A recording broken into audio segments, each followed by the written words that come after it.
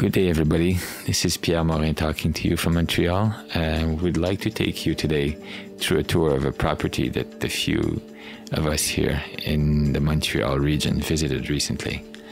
The property is a 22-acre property presently owned by the Vipassana Meditation Group and has been owned by them for the last 15 years.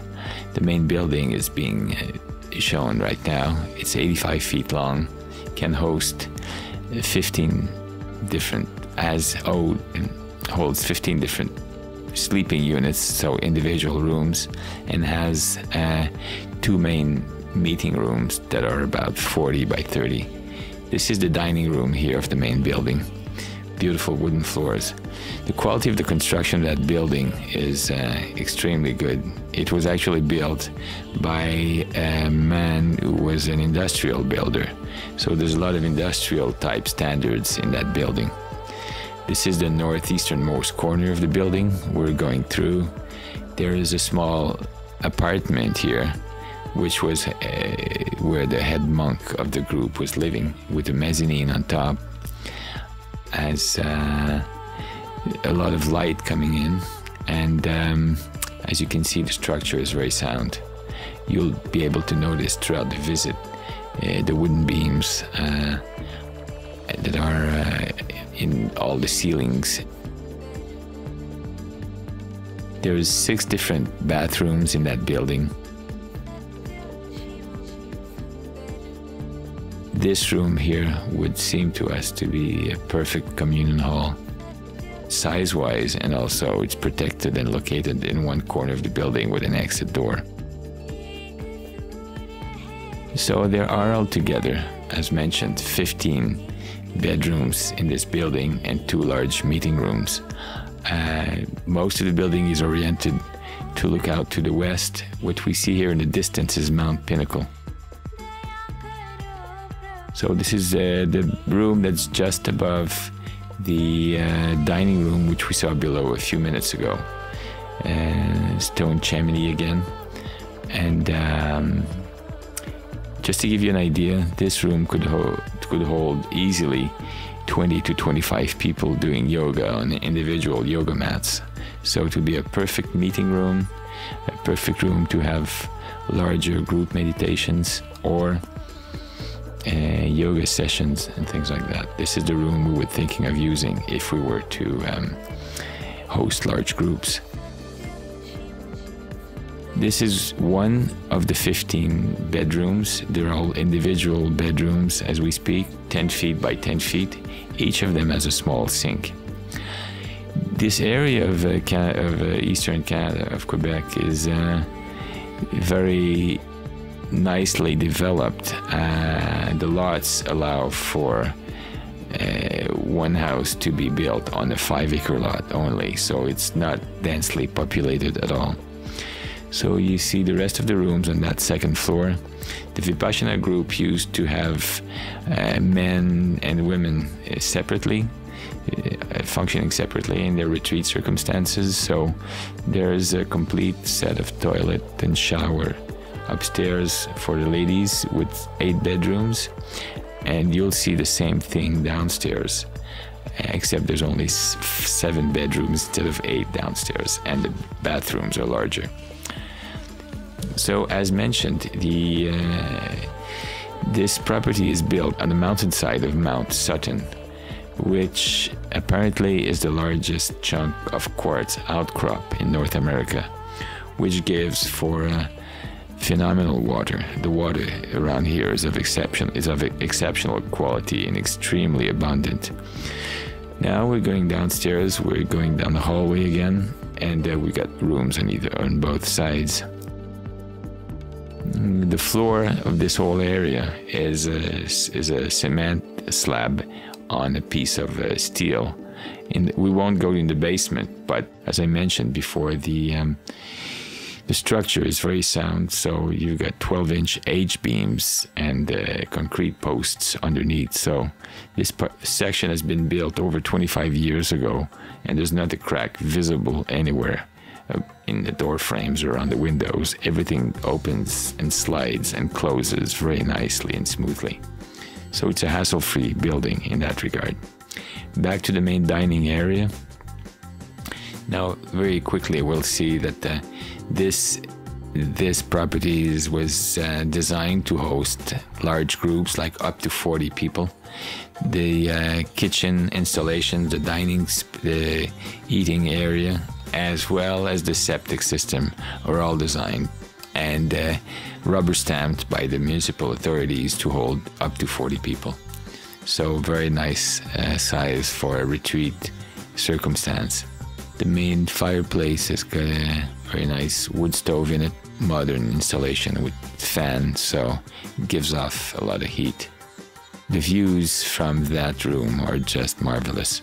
Once again, you can see Mount Pinnacle in the back, which used to be sacred grounds for the native Indians of the area. There's an Indian cemetery that's on the very top of that mountain. Now we just moved into the kitchen, probably 20 by 22, commercial type kitchen with a couple of sets of sinks. There's 5 200 amps electrical panel. They're all modern with copper wire. So for those no electricity, copper wire is what you want in your electrical system. There's a walk-in fridge to the right here. You see the walk-in fridge. Everything is in functional operating order, operating condition. 4 feet by 3, so you can store a lot of food.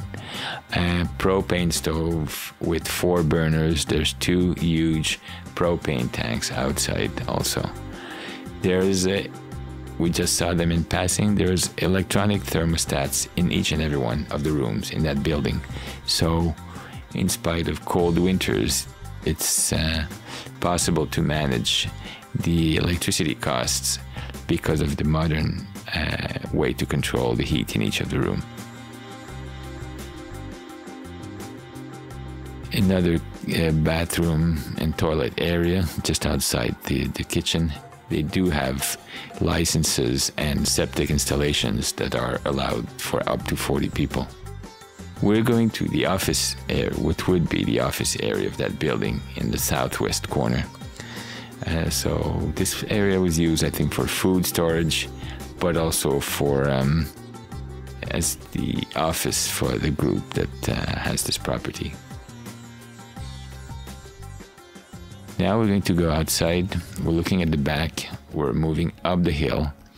You see these little brown cabins. There's 14 of them on the property. Sorry, 12 of them, and there's 2 larger ones. There's 14 cabins altogether. All of them are extremely well built and insulated. They're quite small as we speak. They're 10 by 10. As you can see, the forest is quite mature. The trees are between 6 and 12 inches. Most of them are sugar maple trees, so when we went in there last, the sap was running. There's 14 of those cabins on the property, 12 of them being this model. They're approximately the same size as the bedrooms inside the main building. They were used by the Vipassana group as cells for monks or meditators. 2 of the cottages are larger. They're about 3 feet larger in each direction, and they're mounted on cinder blocks. The floors are extremely well insulated. There's a baseboard in each of them, and they were being used year-round. Those 14 cabins, the 2 larger ones and the 12 smaller ones, they all have an electrical hookup, so they're all heated, well insulated, well finished, and it seems to us that a nice thing to do with those would be to blend 2 into 1, if you want to attach one to the other, so that there would be it would be a proper living space for someone who would like to spend time there doing a more solitary retreat. The back view of the buildings. To the left of the main building is a smaller cottage, if you want, that we're going to go in a moment. The overall land there is forested for about 65% of it. So out of the 22 acres, 15 or 16 acres are forested. You can see the inside of that other building. The size of it is about 18 by 26, 2-story. The sleeping quarters are upstairs, and the downstairs is a normal little house with cooking facilities and bathroom and shower. We'll go up the stairs in a second, and this is where the sleeping quarters are. 2 or 3 people could easily sleep there. If it had to be a dorm setting for a retreat or something like this. The land on this lot is mostly sloped toward the west, but right around the building there's about 2 acres that are flatter, would be good for gardening, to have a pond or a small swimming hole, something like this.